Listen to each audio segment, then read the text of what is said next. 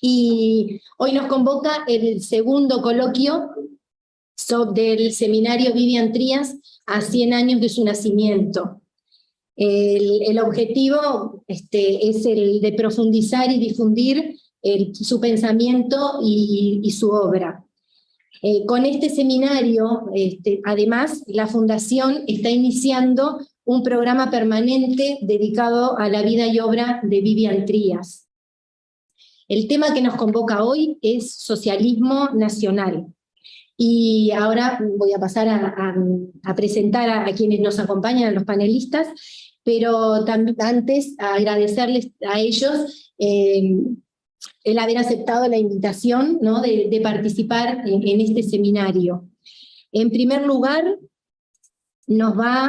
cambiamos ahora un poquito el orden, en primer lugar va a hablar la Mara Espasante, licenciada en Historia por la Universidad Nacional de Luján y especialista en pensamiento nacional y latinoamericano, investigadora y docente de la Universidad de Buenos Aires, la Universidad Pedagógica, la Universidad Popular Madres de Plaza de Mayo y la Universidad Nacional de Avellaneda. En segundo lugar, va a ser su ponencia Luis Viñolo, director de la Fundación Vivian Trías. En tercer lugar, Aldo Marchesi, doctor en Historia Latinoamericana por la Universidad de Nueva York, profesor de Historia por el Instituto de Profesores Artigas, el IPA, y profesor de la Facultad de Humanidades, UDELAR, e investigador. Y por último, Mónica Xavier, médica cardióloga, con más de 50 años de afiliada al Partido Socialista, senadora del Partido Socialista y del Frente Amplio, del Partido Socialista Frente Amplio, entre 2000 y 2020, presidenta del Frente Amplio en el periodo 2012-2015, y secretaria general del Partido Socialista entre 2016 y 2019. Así que, luego de las exposiciones, como hicimos la vez pasada, abriremos un espacio para intercambiar preguntas con los ponentes. Te damos la palabra, Mara. Buenas tardes a todos y a todas, ¿me escuchan bien? Sí, Esperemos sí. que sí. Esta bimodalidad tiene sus vericuetos, así que bueno, me alegro que hayamos podido compartir y que estemos compartiendo este momento. Quiero agradecerle a la Fundación Vivian Trías, especialmente a Luis. La verdad es que para mí es un placer estar aquí hoy con ustedes, aunque sea en la virtualidad, en este espacio que desde este lado de la orilla consideramos un espacio hermano. Quería traerles el saludo de Norberto Galazo, quien está al tanto del seminario y de los actos que están realizando, y bueno, por parte de él muy contento de poder conmemorar a Vivian Trías de esta manera, ¿no? Cuando me invitaron a participar, yo pensaba la importancia que tiene el conmemorar, el volver a hacer memoria, ¿no? El volver a ser presente, que implica, por un lado, reflexionar sobre el pasado en cuanto a un momento particular de producción intelectual, no solo de Vivian Trías, sino también de otros autores de la izquierda nacional argentina, en el caso de lo que voy a presentar. No solo implica pensar en este pasado histórico, sino también las reflexiones y lo que esta potencia de estos pensadores tienen en nuestro presente. Y a partir de allí me surgían algunas preguntas, que las voy a enunciar, pero no las voy a responder, además tengo que prestar atención al tiempo, pero que me parecía que desde nuestro presente era importante decirnos, bueno, algunas preguntas que surgieron en aquellos años y que hoy vuelven a tener, creo yo, vigencia, ¿no? ¿Qué significa ser de izquierda en América Latina? ¿Qué significa ser socialista en América Latina? ¿Y cómo se pensó y se piensa al socialismo desde este lado del mundo, desde América Latina, y más particularmente desde la Cuenca del Plata? ¿Y qué significa en este sentido lo nacional para esta corriente que hoy vamos a trabajar y a la cual Vivian Trías pertenecía, como tantos otros argentinos y argentinas?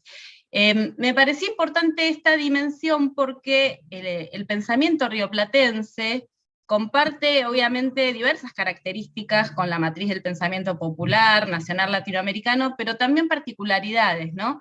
Y en diferentes momentos de la historia, no solo en el mundo intelectual, político, ni hablar en lo cultural, se ven reflejadas esa pertenencia geohistórica, que en este caso se expresa en un programa político y en una propuesta como el socialismo nacional. Y creo que los autores que vamos a trabajar en el día de hoy, aquella generación, fue tal vez el ejemplo máximo de esto a lo cual me refiero. Vivian Trías, Abelardo Ramos, Enrique Rivera, o sea, toda una generación que articuló, que construyó una verdadera constelación, que además dialogó con otros intelectuales, pensadores, militantes del campo nacional, ya sea orientales como Tol Ferré, o del lado argentino como Arturo Jaureche, que pertenecían en cuanto a orgánicas políticas diversas, y que me parece que si pensamos en este vínculo entre el pasado y el presente, también ya digamos, nos marca o nos invita a reflexionar sobre los desafíos bueno, que tenemos hoy en el mundo de la política, en el mundo de la militancia, en el mundo, digamos, de las universidades también, ¿no? Se encuentran allí en esa sinergia interesante entre una fundación y un espacio universitario. Entonces, bueno, desde esta idea también de buscar y de valorar la importancia de los vínculos, mi aporte va a ser justamente, no voy a responder estos interrogantes que son muy amplios, pero sí compartir algunas reflexiones sobre cómo pensaron estas preguntas referentes de la izquierda nacional en la Argentina, ¿no? Si hablamos de socialismo nacional, lo primero que me parece importante destacar, que en el caso argentino fue asumido como proyecto político, como programa, por gran parte del movimiento nacional, ¿no? Incluido obviamente el peronismo. Sin embargo, los orígenes de este proyecto están directamente vinculados con una corriente política e intelectual definida, ¿no?, como la izquierda nacional. Y me pareció interesante ver cómo en los años 60-70 aparecen casi en forma simultánea algunos manuales que se toman la tarea de definir doctrinariamente qué es el socialismo nacional. Obviamente, la primera y una de las principales obras, en el año 66, por un socialismo nacional, que han reeditado hace muy poquito, de Vivian Trías. En el año 69, el libro que lleva como título ¿Qué es la izquierda nacional?, Manual del Socialismo Revolucionario, de José Madariaga. En el año 73, el libro de nuestro querido maestro Norberto Galazo, ¿Qué es el socialismo nacional? Y en el 74, Introducción al Socialismo, también de Madariaga, donde los tópicos y las temáticas dialogan y se encuentran absolutamente vinculados, ¿no? Sin lugar a dudas, hay un clima de época en los 4 libros, se observa una articulación entre un análisis teórico y una definición de herramientas teóricos conceptuales para pensar la política uruguaya, argentina, latinoamericana y mundial, pero también hay elementos vinculados a la coyuntura de esos años, ¿no? En este sentido me parece interesante ir rescatando y analizando aquellas herramientas teóricas, porque son las que hoy nos permiten continuar bueno, reflexionando, pensando y viendo qué de aquellos elementos nos nutren en nuestra lectura política y nuestras prácticas en la actualidad. Ahora bien, cuando hablamos de izquierda nacional argentina, por ahí para aquellos que no conocen, aquí en la Fundación hay expertos en estas temáticas, pero sabemos que quienes nos están escuchando son públicos y audiencias diversas, entonces para aquellos que no conocen, bueno, ¿cuándo nace la izquierda nacional? ¿O desde cuándo se comienza a utilizar esta categoría aquí en la Argentina? Siempre los nombres es bastante complejo encontrar cuál fue la primera referencia, ¿no?, en los estudios, en la bibliografía. Hay 2 momentos donde ya se identifica con este nombre a un grupo de pensadores y de políticos. Por un lado, en el año 55, en la prensa del Partido Socialista de la Revolución Nacional, en Lucha Obrera, aparece mencionado como digamos, el conjunto de pensadores y militantes que confluían en ese espacio político, aparece allí el término de izquierda nacional. Y luego es Hernández Arregui quien, con mayor claridad conceptual, en los años 60, en el texto La formación de la conciencia nacional, allí sí define la izquierda nacional y hace una caracterización. Me gustaría compartirles, leerles 4 renglones de Hernández Arregui, porque creo que, bueno, ordenan y identifican los elementos centrales de esta corriente. Decía Hernández Arregui: por izquierda nacional, en un país dependiente, debe entenderse en sentido lato la teoría general aplicada a un caso nacional concreto, que analiza a la luz del marxismo en cuanto método de interpretación de la realidad, y teniendo en cuenta, en primer término, las peculiaridades y el desarrollo de cada país, la economía, la historia y la cultura, de sus contenidos nacionales defensivos y revolucionarios, y coordina tal análisis teórico con la lucha práctica de las masas contra el imperialismo, ¿no? Bueno, la pluma de Hernández Arregui con una capacidad de sintetizar, y uno diría, bueno, ¿cuáles son los elementos centrales que identifica Arregui para que un pensador, pensadora, militante, pueda ser identificado dentro de esta corriente? Por un lado, la adopción del método del marxismo en cuanto a teoría general de interpretación de la realidad, ¿no? Por el otro lado, la aplicación de esta teoría general a las particularidades de los países dependientes. Y acá está una, si no la principal, una de las claves o la principal clave para la comprensión de toda esta digamos, para entender este concepto de socialismo nacional.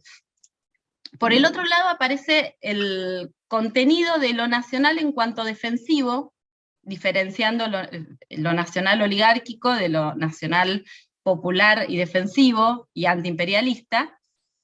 Aparece también la lucha revolucionaria como parte de esta definición. La izquierda nacional no debe ser o no es concebida como una corriente intelectual, sino como una praxis. Y por último, el vínculo de lo nacional, lo latinoamericano y lo mundial, ¿no? Estas 3 dimensiones que después vamos a retomar. Estamos hablando de los años 60. Me parecía que esta cita era muy didáctica para condensar elementos centrales de esta corriente. Sin embargo, si tenemos que pensar en los orígenes, una cosa es cuando se denomina la corriente como tal y otra cosa es cuando surge. Tenemos que irnos hacia el año 1945, año clave en la historia argentina, obviamente por la irrupción del peronismo, y es allí cuando alrededor de el grupo denominado y la publicación denominada del Frente Obrero comienzan a reunirse una serie de dirigentes, por un lado sindicales, muchos metalúrgicos, que habían participado y eran militantes del Partido Comunista en esa época y en ese contexto, siendo el PC, estando absolutamente involucrado con el estalinismo y la política internacional que se dictaba desde la URSS, siendo críticos a eso, comienzan a alejarse y a formar otro núcleo de militancia, al cual se acercan diversos referentes del mundo intelectual de origen y de formación trotskista. Entre ellos se encontraba, Narvaja, Enrique Rivera ya lo hemos mencionado, luego va a aparecer Abelardo Ramos, no nos vamos a introducir en los primeros tiempos y en ese primer acercamiento, pero lo vamos a ubicar en ese grupo. Toman también, y se ven influenciados por la obra de Liborio Justo, y tienen la particularidad de ser el único sector de la izquierda argentina que no condena el 17 de octubre y que hace una lectura de esa fecha en cuanto a un movimiento de masas progresista, entre comillas, quiero decir, que es un avance o que es un elemento importante en el avance por la lucha de la liberación nacional. Le pido a la moderadora que me haga cuando falten 5 minutos, por las dudas, estoy mirando el tiempo.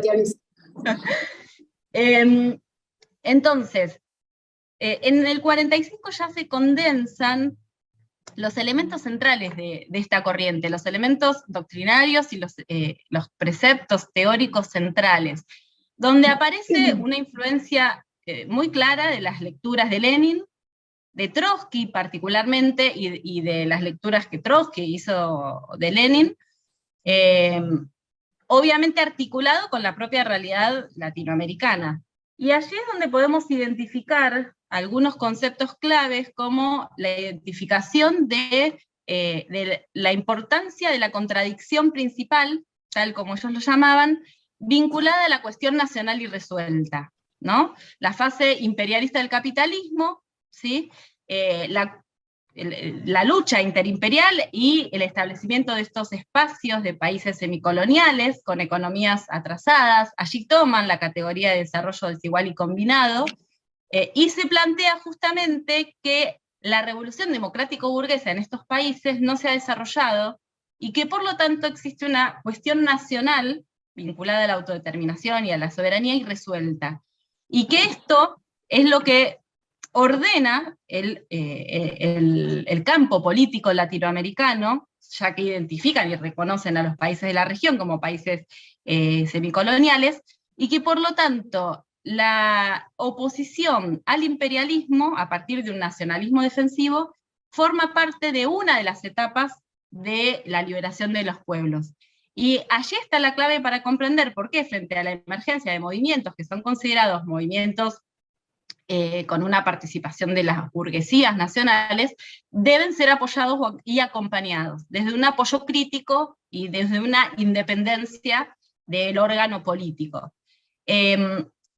Aquí es donde aparece el término del Frente Único Antiimperialista, y la importancia que le da en esta interpretación a las contradicciones internas, ¿no? Esta diferenciación entre la contradicción principal y las contradicciones secundarias, donde no desaparece el conflicto capital-trabajo, sino que se encuentra justamente hacia adentro de este Frente Único Antiimperialista, que tiene un carácter policlasista, y que además también se define por liderazgos fuertes que permiten, bueno, conducir el grupo heterogéneo que conforma a este espacio, ¿no?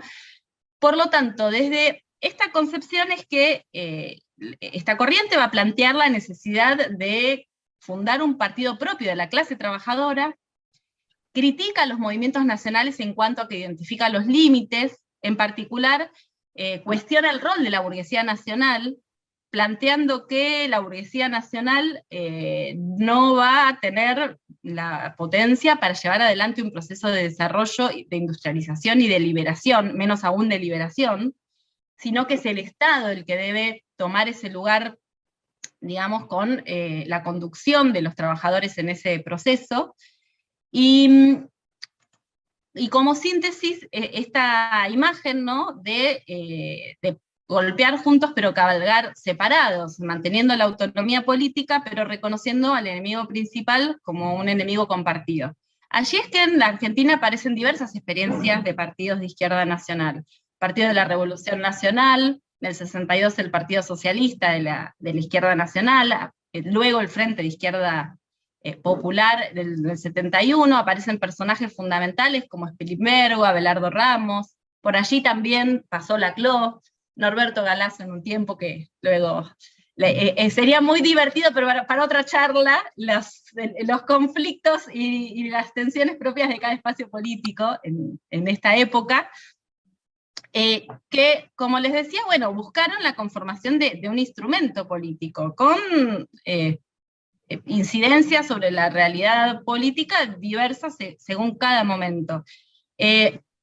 Simplemente para cerrar, porque ya calculo que estaré más o menos en unos minutos más, más allá del accionar político desde estas estructuras partidarias, me interesaba destacar la tarea pedagógica que llevaron adelante los referentes que acabo de mencionar, que incluyó una política muy intensa, una política editorial y de investigación muy intensa, que es por eso que podemos hablar tanto de Vivian Trías como de los personajes que nombré de este lado de la orilla, como historiadores, como analistas políticos, como estudiosos de la geopolítica, Y por último, marcar la importancia de lo que decía antes, de esta política editorial que permite recuperar autores silenciados o olvidados, tales como por ejemplo Manuel Ugarte.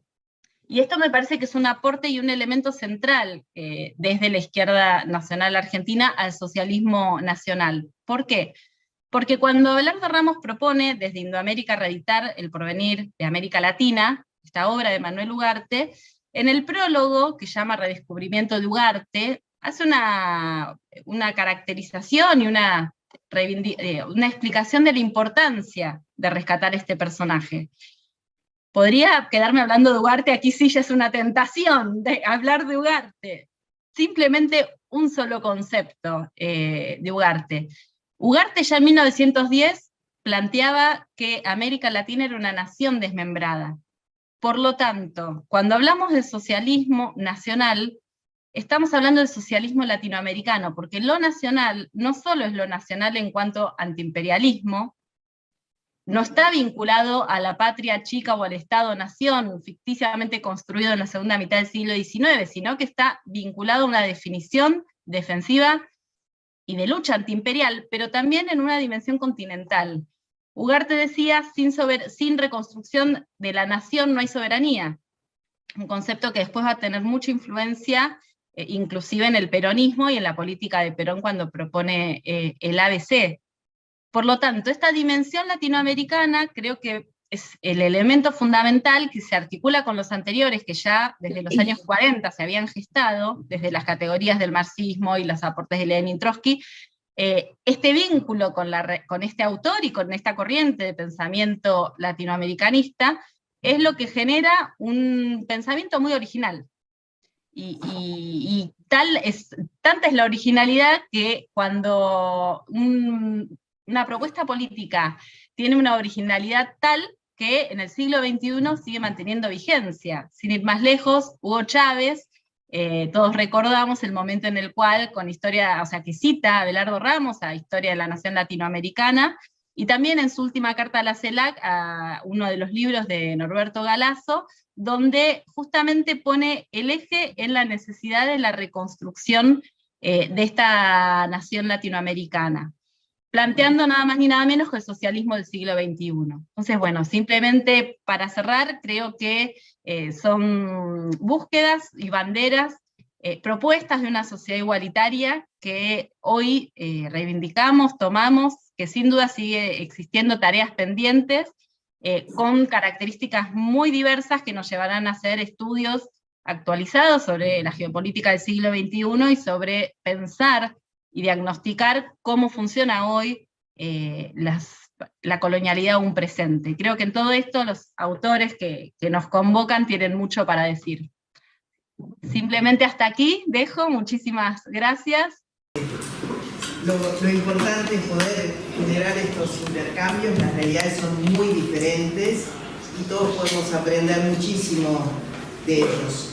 Me produce mucho placer volver a verte, Rolf, en esta casa que es La Huella de Seregni, nuestro fundador, nuestro líder fundador, un hombre que habló mucho sobre la ética de la responsabilidad. Y fue un concepto que desde la izquierda realmente sugirió y provocó grandes controversias. Controversias cuando éramos oposición y cuando había que ver si efectivamente una fuerza política con vocación de gobierno estaba pronta para gobernar. Podía hacerlo sobreponiéndose a los poderes fácticos que nos iban a dificultar, sin duda, la aplicación de nuestras propuestas políticas. Y claro, esa ética de la responsabilidad tiene que ser una ética que acompañe a todo proyecto progresista, a todo proyecto de izquierda, pero tiene diferentes situaciones según sea el desarrollo y las realidades concretas. Y a mí me parece que el proceso que ustedes están viviendo es enormemente rico y mucho más complejo que el que pudieron tener en momentos en que tenían todo un continente, que tenía un rumbo, que tenía objetivos, que le generaba a la ciudadanía en particular eso que se deben llamar el estado de bienestar, con un desarrollo de las fuerzas productivas, que eso no ha ocurrido en nuestra región. Cuando nosotros coincidimos con otros proyectos variopintos de izquierda y progresistas en la región, tenemos que rescatar a la gente de la pobreza, de la indigencia, de la exclusión, de la ausencia de derechos civiles. Entonces, nosotros tenemos un recorrido que todavía requiere de mucho más esfuerzo como para que esta región, la más desigual del mundo, pero no la menos rica, sino por el contrario, con las riquezas naturales de biodiversidad, de diversidad cultural que tenemos, pueda seguir haciendo gala de sus primeras décadas de democracia continuada. Porque lamentablemente los años 70 y hasta entrados los 80 fueron años de dictaduras militares y cívico-militares, de las cuales aún hay heridas abiertas. Entonces, seguramente nosotros podamos acelerar muchos de los procesos y no tengamos que transcurrir todas las etapas, sino que hoy el mundo global, el mundo globalizado, el mundo en que todo puede ser sustituido tecnológicamente o casi todo, nos tiene que hacer acelerar el paso. Y eso hay que hacerlo mientras preservamos estas cosas tan importantes que logramos, ¿no? Es decir, es posible que haya democracia en esta región. Es posible que haya alternancia con gobiernos de izquierda que sean muchos más exitosos que los gobiernos de derecha, medidos ellos en el bienestar de la gente. No tenemos la amenaza directa de la guerra, pero somos profundamente pacifistas. Entrar en el Consejo de Seguridad después de 70 años y por segunda vez en nuestra historia no fue un tema sencillo. Acá con la colega y compañera lo podemos seguir discutiendo, ya salimos y lo seguimos discutiendo. En el sentido de si era importante para un país como el nuestro, que defiende los principios de la paz, defiende los principios de derecho internacional humanitario como parte básica de su posicionamiento. Y si importa que un pequeño país esté en un lugar de esos, o si lo único que tiene que hacer es convalidar la decisión de los grandes. Bueno, Uruguay demostró que puede votar diferente a los grandes y que aún presidiendo el Consejo no le tiembla el pulso para defender lo que son determinados principios. Claro, nadie va a tener temor de que Uruguay lo invada o le genere alguna situación hostil. Pero me parece que nosotros tenemos esa posibilidad de ayudarnos en función de lo diverso, de lo plural, de lo que genere síntesis, de lo que recoja mejores experiencias, de lo que en definitiva nos permita todo eso que nosotros decimos. Habrá un orden más justo si todos de alguna manera logramos ese equilibrio, si dejamos atrás la Guerra Fría y esa polarización que hoy tiene algunos guiños, ¿no? Porque sin duda cuando uno nunca pensó que Trump fuera a triunfar, y si triunfaba que fuera a cumplir todas las cosas que prometía, porque parecía muy de loco, bueno, hoy están ocurriendo. Y lo último, esto de romper el acuerdo sobre el tema Irán, nos sigue poniendo los pelos de punta, porque ¿cuál es el límite? ¿Puede la comunidad internacional hacer frente a tanto desquicio, a tanto belicismo? Yo creo que hay que fortalecer, sin duda, organismos que nos permitan, más allá de sus notorios defectos, como es Naciones Unidas y sus organismos con sus competencias, hechas para una etapa, o sea, son necesarias modificaciones a la luz de lo que ha ocurrido hoy, pero fueron imprescindibles como resultado de lo que fueron las guerras y la necesidad de proseguir con paz en el mundo. Entonces me parece que nosotros necesitamos esto que además yo siempre rescato de la socialdemocracia, que fue el respeto que tuvieron por otros procesos. No necesitamos partidos guías, no necesitamos una estructura que nos convierta en satélites de quien nos puede decir por dónde es la revolución o por dónde deja de serla, sino que recibimos siempre de la socialdemocracia europea, y en particular en este caso del SPD, solidaridad en los momentos difíciles, espacio para la reflexión, respeto frente a la crítica y la autocrítica que todos debemos hacernos. Entonces yo creo que efectivamente estamos en un tiempo en que nos ocurre siempre, cuando conseguimos la respuesta nos cambian las preguntas, nos lleva su tiempo de aprendizaje, pero esto de ir viendo, como decía Constanza, capaz que algunas de tus respuestas a determinadas preguntas no son las que hoy vivimos, pero pueden ser las que tengamos que plantearnos dentro de un tiempo. Yo creo que es así y creo que esta experiencia de la cual somos promotores, que es una aventura en el mundo, de decir, bueno, siempre existió una internacional socialista con un gran prestigio, a ver, un partido como la socialdemocracia que fue decisivo, la socialdemocracia sueca, y hoy estamos en otra lógica, en una lógica de red de partidos desburocratizada, en donde justamente tiene todos los defectos de no tener una estructura que te sustente, ¿no? Es mucho más cómodo, es una zona de confort la que te pueden dar determinadas burocracias estables, en particular en el mundo. Pero optamos por lo otro, optamos por un vínculo que requiere mucho más debate, mucho más ideas sobre la mesa, mucho más desafíos, y que creo que es efectivamente lo que necesitamos ahora para encontrar los mejores caminos. Yo creo que necesitamos de ese orden para preservar la paz, para que los derechos humanos reinen en todos los países, pero necesitamos también comercio justo. Necesitamos intercambios que nos generen menos brechas desde el punto de vista del desarrollo tecnológico. Hoy podemos... Hace calor acá, ¿no? Acá, ¿no? Sí. Hoy necesitamos poder encontrar esas claves en las que efectivamente, con visiones de que nuestros estados deben de ser rectores en materia de política, no para hacer todo, pero sí para tener la defensa de quienes más lo necesiten, para evitar que en materia de comercio o de inversiones los grandes se coman a los chicos o tengamos siempre que estar supeditados, y poder en todo caso también permitirnos los países chicos, y los países chicos en este continente reservado para los grandes recursos naturales aún no, con mucha fortaleza aún, decir, también podemos ingresar en algunos desarrollos tecnológicos y en algunas posibilidades que en este mundo global capaz que son más posibles que en aquella división del orden que teníamos en otras décadas.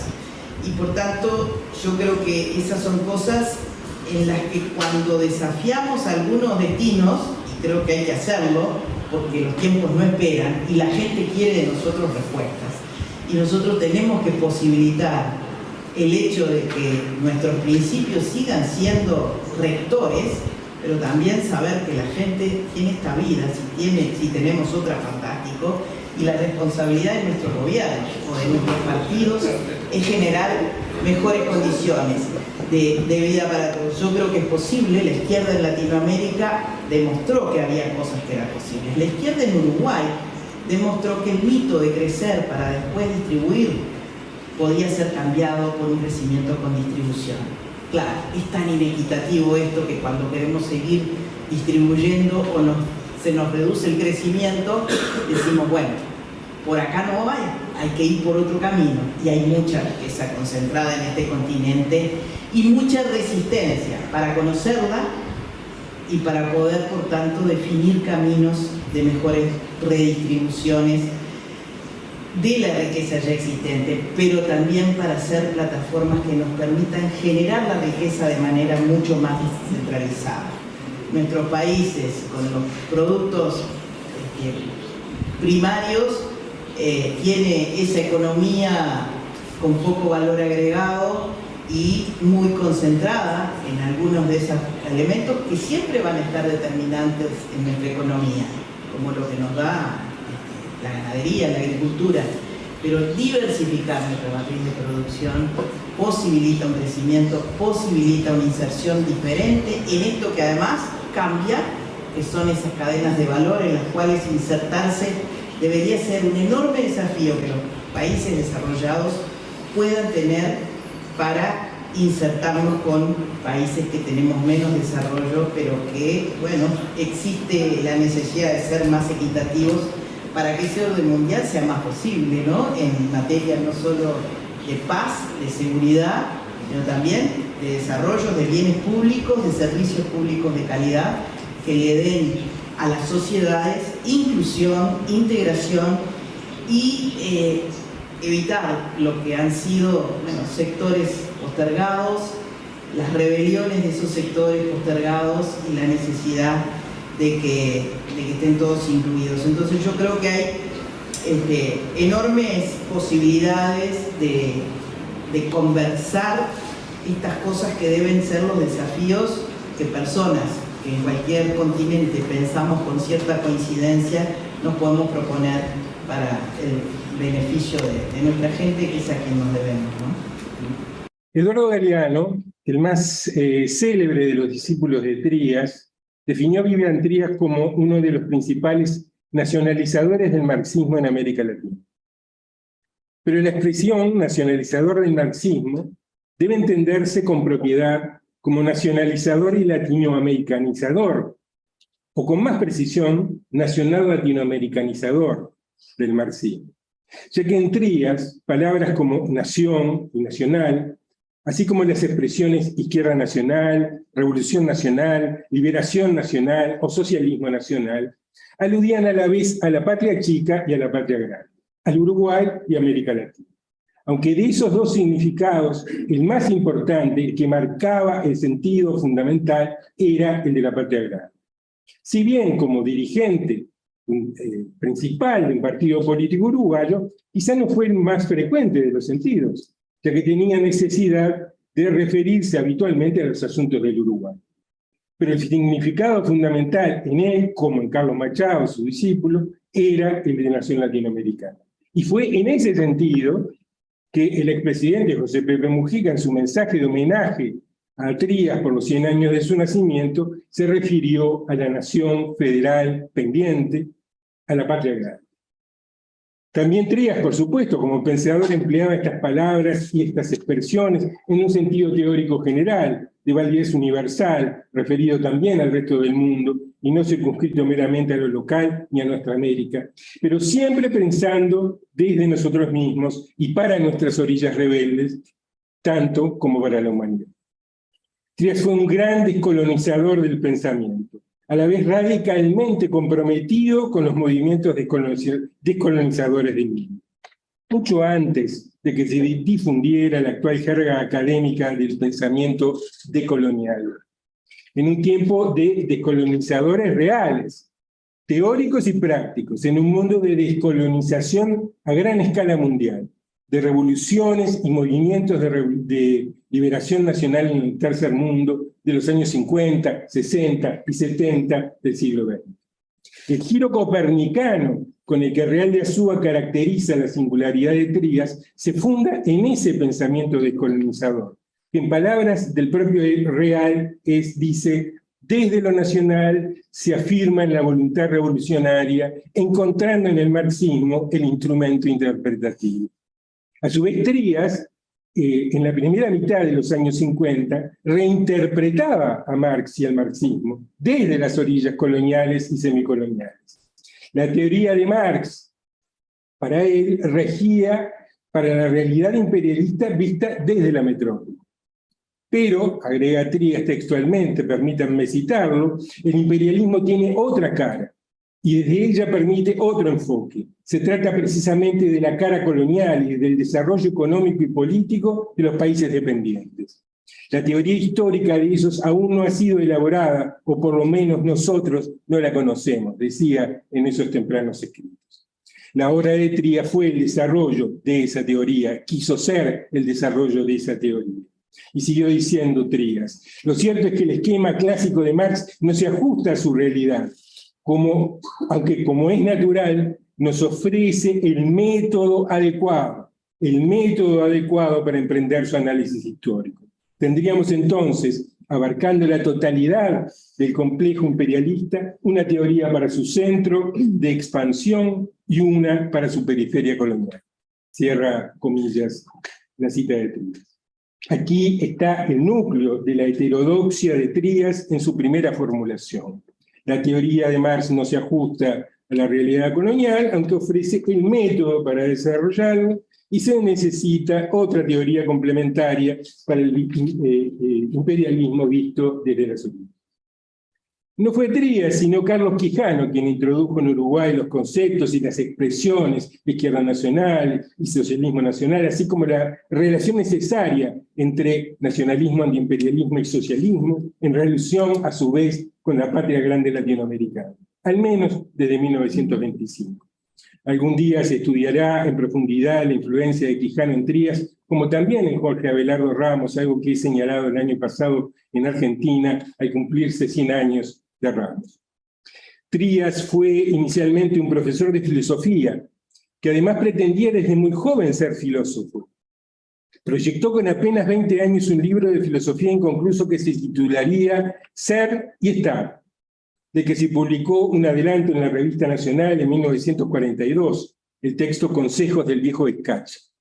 El título Ser y Estar tenía resonancias existencialistas en esos tiempos.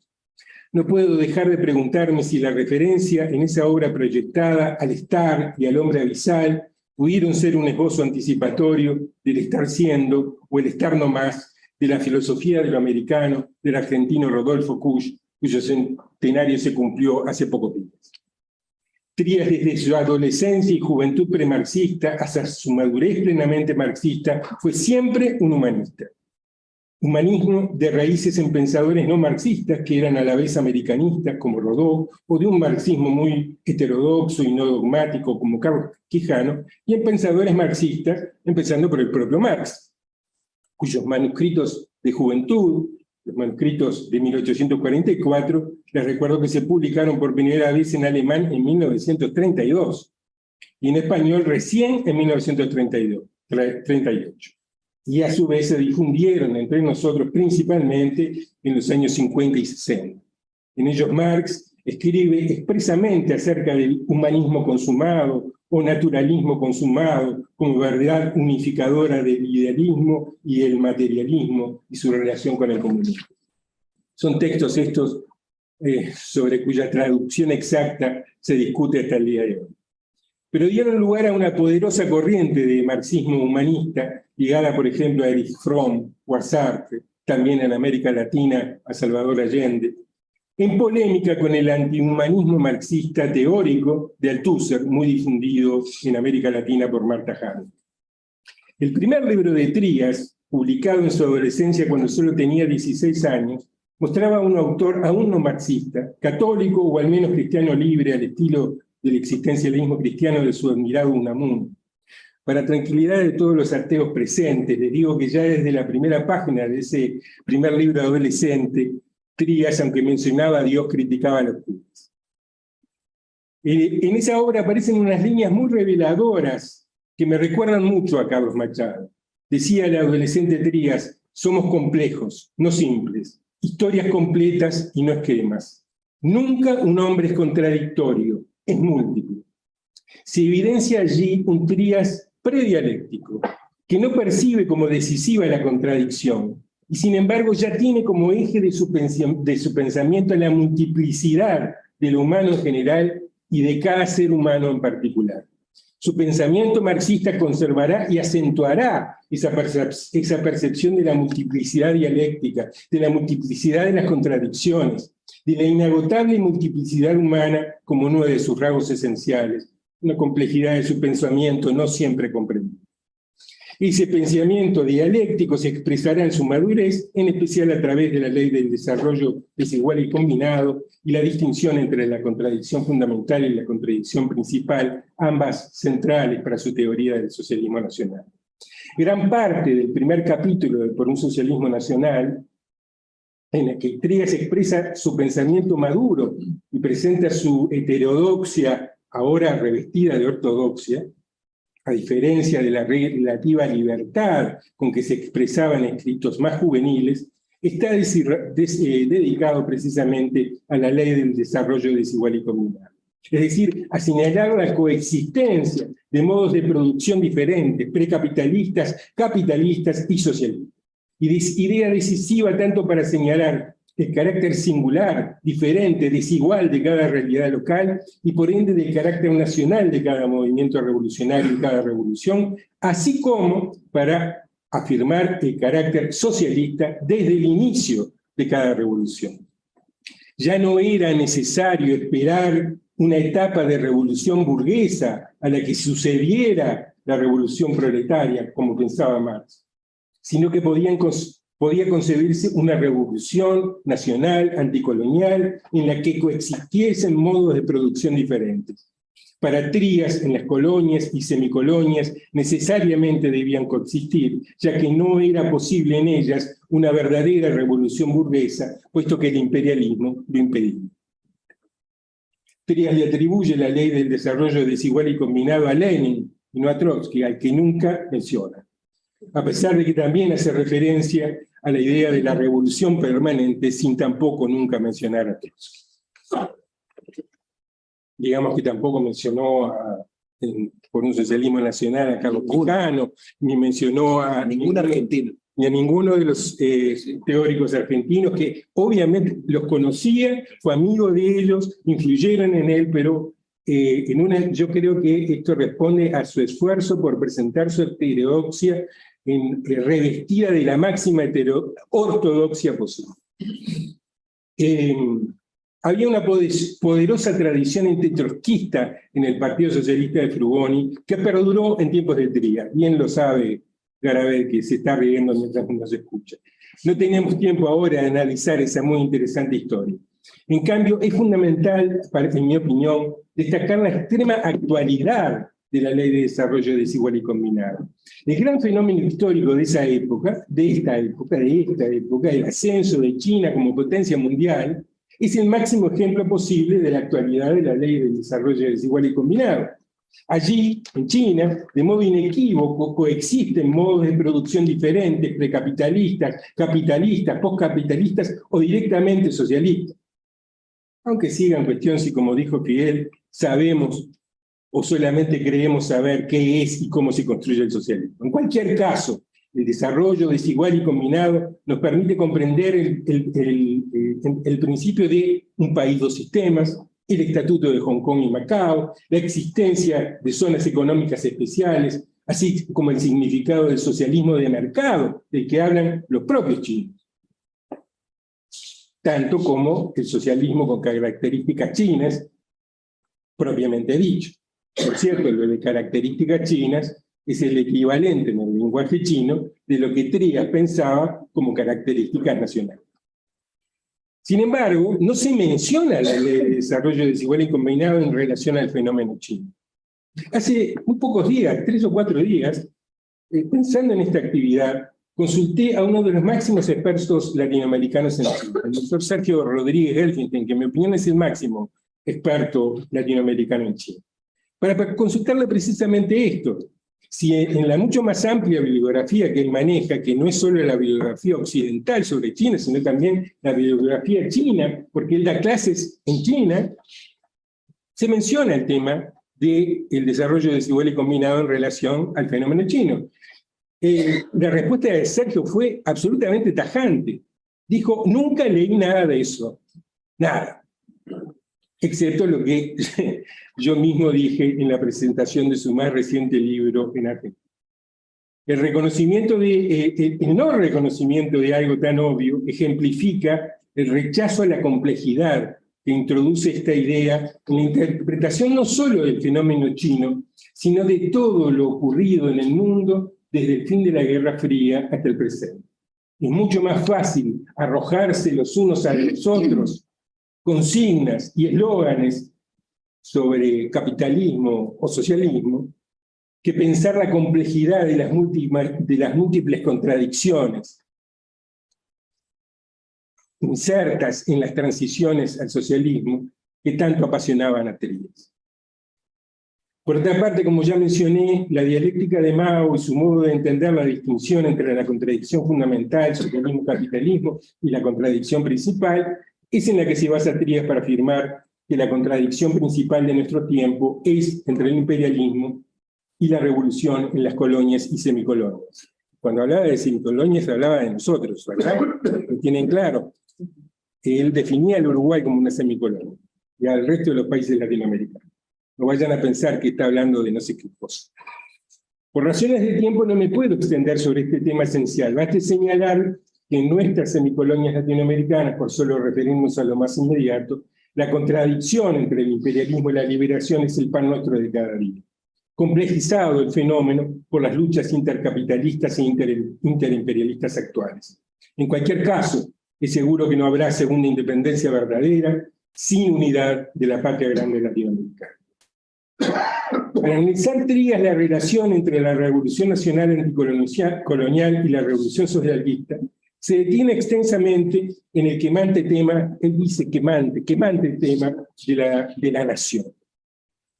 Vivian Trías, citando el Manifiesto Comunista, dice: Marx expresó, se le ha reprochado a los comunistas el pretender abolir la patria, la nacionalidad.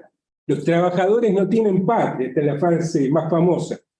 No se les puede arrebatar lo que no poseen. Pero inmediatamente a continuación, en el mismo párrafo, dice Marx: el proletariado debe apoderarse del poder político, constituirse en clase nacional, constituirse a sí mismo en nación. Aún él es nacional, pero de ningún modo en el sentido de la burguesía.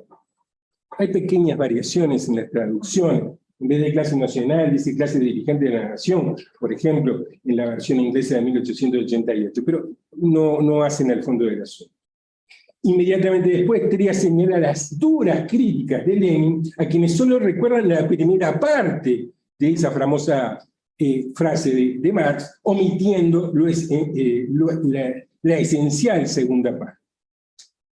Marx y Engels, que eran alemanes en un sentido muy parecido al que nosotros somos latinoamericanos, ya que no existía un Estado alemán unificado, como no existe un Estado latinoamericano unificado, fueron partidarios de la unidad alemana desde su juventud hasta el final de sus días. Escribieron inmediatamente, casi inmediatamente después del Manifiesto Comunista, las reivindicaciones del Partido Comunista de Alemania, reclamando la unidad del Estado Nacional Alemán, hasta entonces dividido en 39 estados. El Manifiesto Comunista se publica el 21 de febrero de 1848.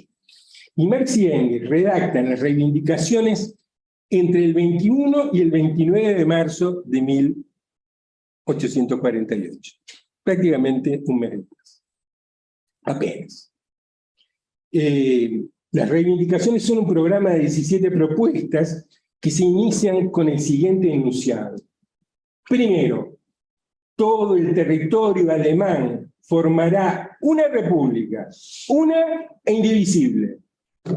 Un lector desprevenido podría llegar a pensar que se trataba del manifiesto del nacionalismo alemán y no de un texto de Marx y Engels.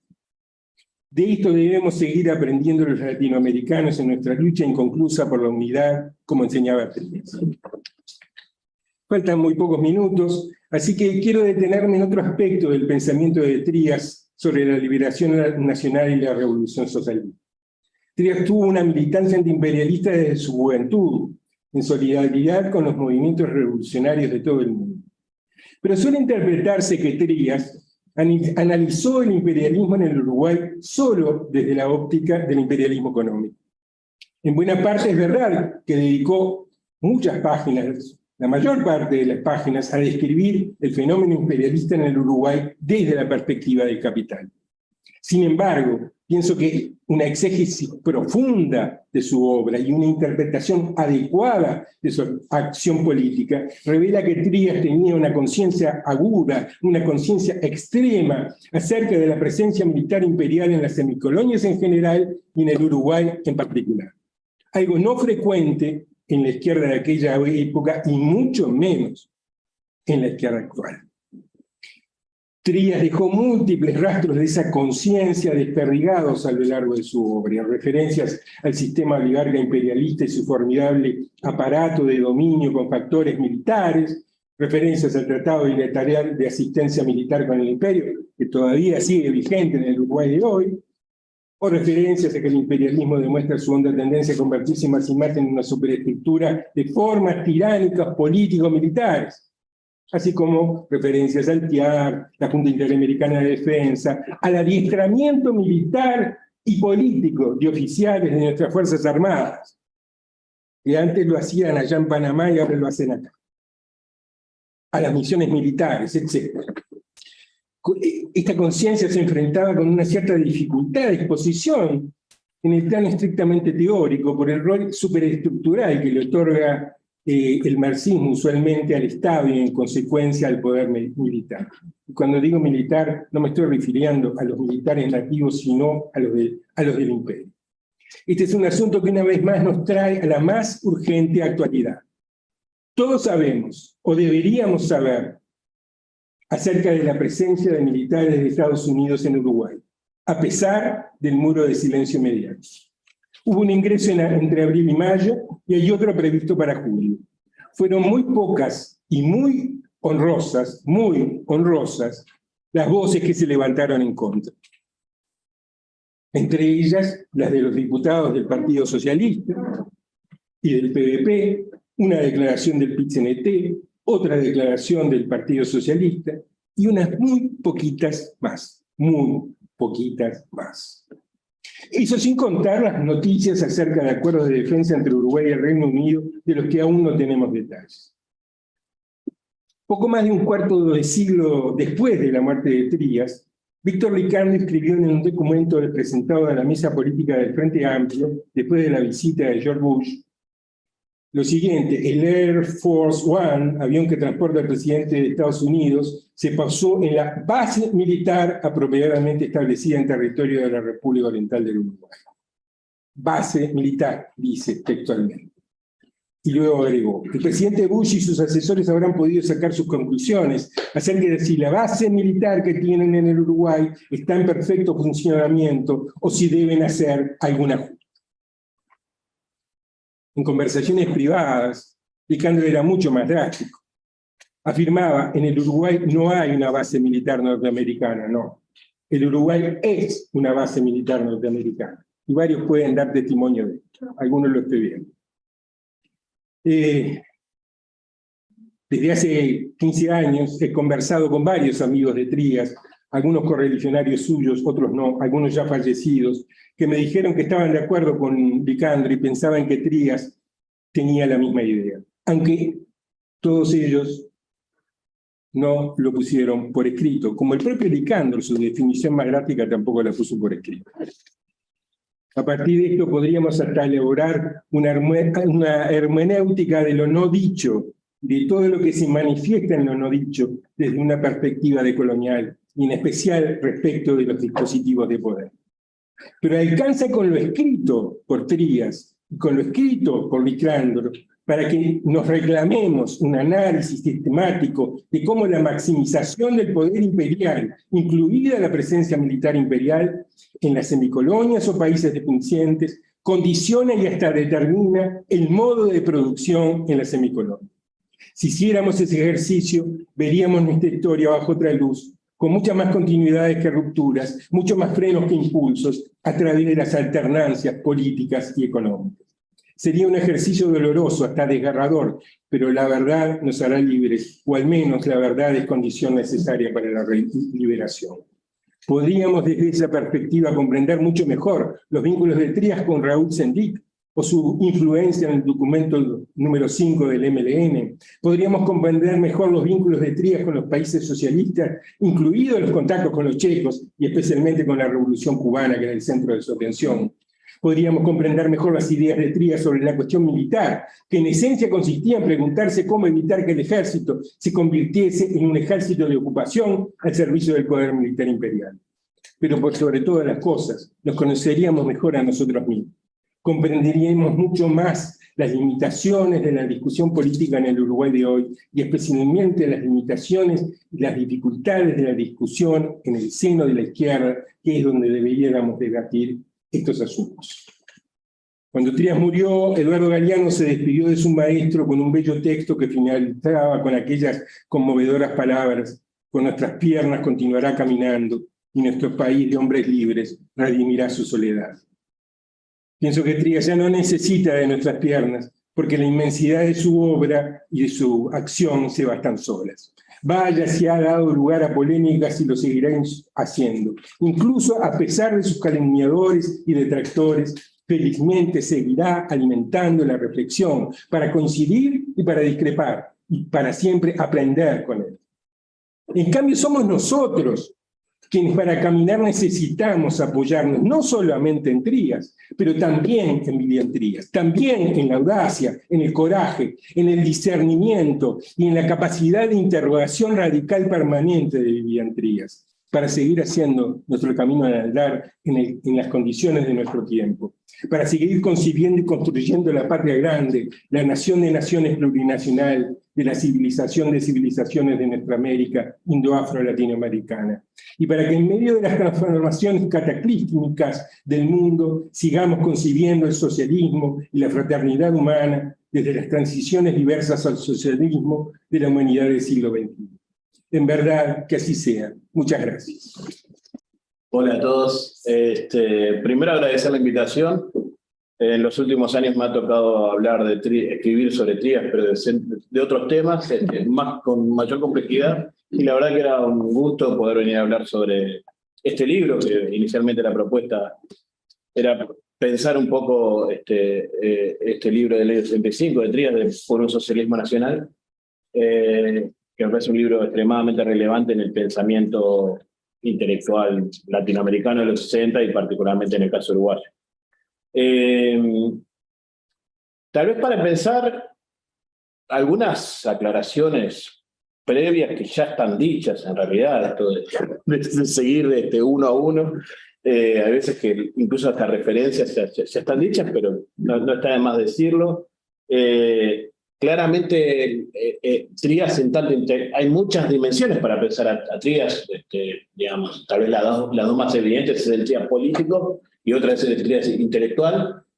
Claramente están conjugadas, pero tienen alcances diferentes. El Trías político es un político de un partido, que es el Partido Socialista, con sus éxitos y fracasos en su práctica política, y el Trías intelectual, que es un Trías que no reniega de su lugar de dirigente del Partido Socialista, pero que tiene un impacto mucho mayor que el propio Partido Socialista, ¿no? Y esto es lo primero que me interesa destacar. La obra de Trías en los 60s, incluso ya varios de sus trabajos en los 50s, tienen un impacto que Real de Azúa, claramente esta antología del ensayo uruguayo, donde Real de Azúa en el 64 pone a Trías como uno de los pensadores relevantes, es llamativo y da cuenta de que ya a esa altura la obra de Trías tenía un impacto importante en el pensamiento uruguayo. Y de alguna forma es un padre intelectual de muchas cosas que se van a dar en los 60. Entonces, muchas veces la discusión sobre Trías está marcada por el éxito político. Digamos, a mí me interesa hablar más de la dimensión intelectual, que creo que es una de las dimensiones más ricas y más productivas, donde realmente la obra de Trías tuvo un impacto que lo trascendió muchísimo. Intelectuales de los 60 como, digamos, Galeano, Carlos María Gutiérrez, Carlos Machado, pero también corrientes del pensamiento como el dependentismo uruguayo o en el ámbito de las ciencias sociales, la obra de Trías tuvo impacto en la historia, en la economía. Entonces, ahí me parece que es el principal lugar donde me interesaría instalar un poco la reflexión sobre estos asuntos, del Trías intelectual. Y en algún sentido, creo que en un trabajo reciente nosotros con Michal Zurek hablamos de Trías como un pensador de lo que en términos generales se llama la nueva izquierda en América Latina y en el mundo, digamos. En la segunda mitad de los 50 y principios de los 60 hay una suerte de renovación del marxismo, una renovación de un marxismo que justamente va contra las ortodoxias, ya sean soviéticas o socialdemócratas, de alguna forma. Es un marxismo que es académico, pero a la vez es político, que se expresa en diferentes zonas del mundo, en diferentes autores, digamos, tiene su New Left y su Nueva Izquierda, Y Trías tal vez es el mejor representante de ese intento de renovación del marxismo en el caso uruguayo.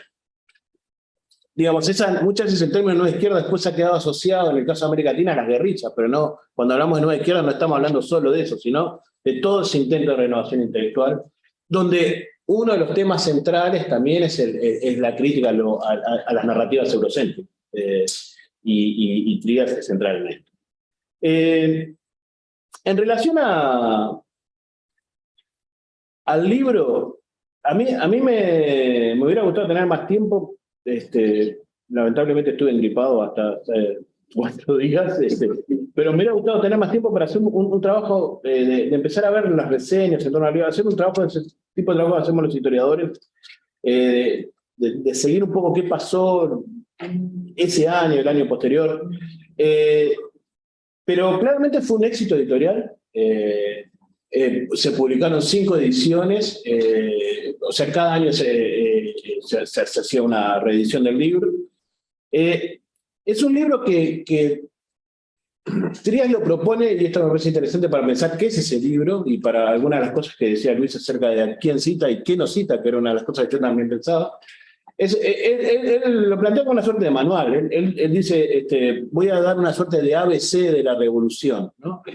Y tiene un objetivo que es a la vez didáctico, pero a la vez creativo, en el sentido de plantear nuevas ideas o cosas que él venía pensando en relación al problema de la revolución en un contexto colonial. Y claramente es un libro que se inserta dentro de la tradición clásica de la izquierda latinoamericana y de la izquierda. Después voy a hablar un poco más, pero a mí a veces que esto de la izquierda nacional me resulta un poco complicado, porque termina como encerrando una cuestión que en realidad las preguntas que se hace Trías en Promoción del Socialismo Nacional son las preguntas que se hizo la izquierda en el tercer mundo durante todo el siglo XX, ¿no? Y son preguntas que arrancan en la discusión en la Tercera Internacional. Es la discusión acerca de cómo es la revolución en contextos periféricos o coloniales.